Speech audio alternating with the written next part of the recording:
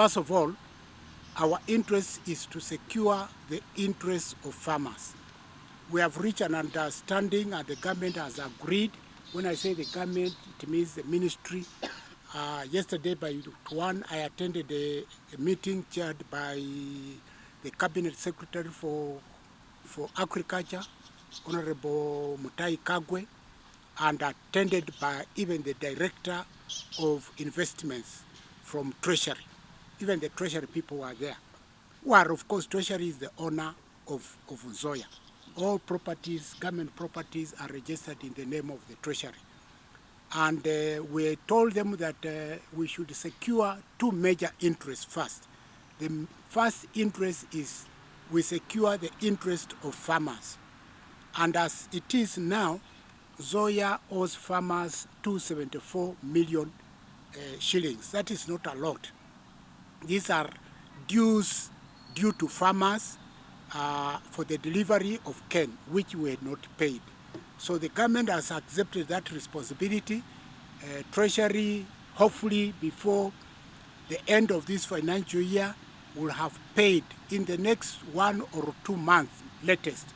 It will have paid farmers of Nzoia 274 million shillings.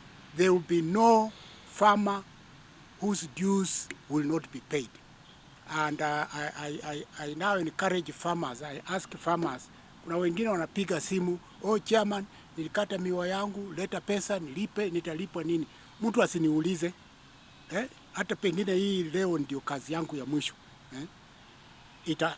We have submitted all those details to the government. The government will be paying farmers amount of money owed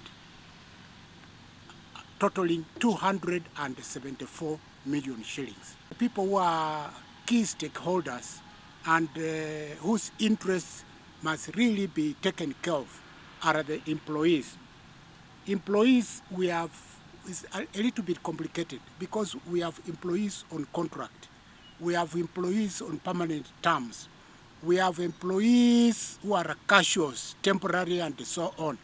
Then we have also retired employees who still get their pension. So we have worked out amount due to them totaling 2.3 billion shillings. When we negotiated with the Treasury, it said it might not, because the Treasury is not only looking at Nzoia, it is also looking at what is owed to employees of Sony, what is owed to employees of Chemili, Moroni. It's not only Sony.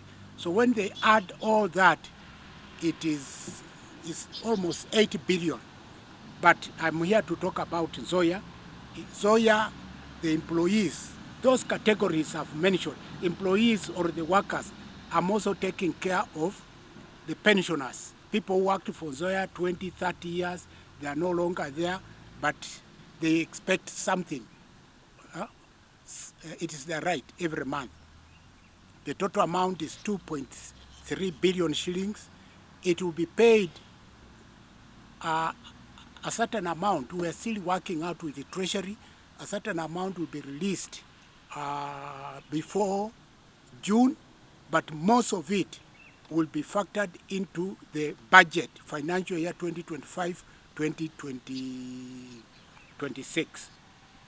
Hopefully by 2026, 2025, 2026, all the 2.3 billion owed to farmers, owed to workers will have been released. It's a very, very critical issue because these employees, as you can see now, some of us are still young, and there is no guarantee that when they leave Nzoia, they are going to find another job very easily. Lease agreement.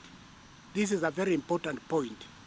We have said that the new owner will maintain all existing employees for 1 year.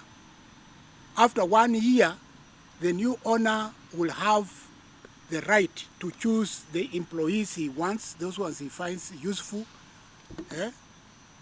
or whatever, and then of course it will be up to the rest.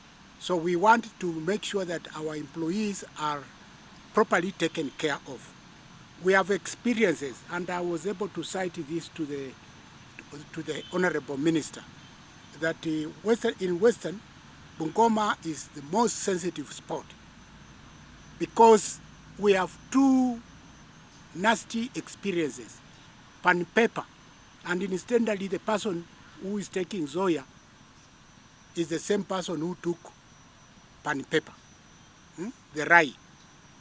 And there were promises that the employees will be taken care of, and then at the end of the day, these people their dues have never been released, and some have died, and it is very, very unfortunate.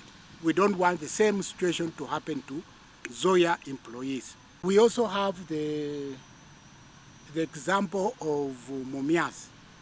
You know, when Mumias was privatized, the owner, in fact, he changed the name.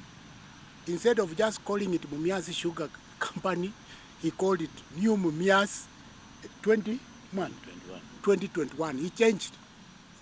It is like he registered the old name. So when people are going and saying we were workers of Mumias, the answer was very simple. Yes, you are workers, but this is New Mumias. Kuna ukora mingi sana kwa hiyo vitu. So we are trying our best to make sure that people are not shortchanged.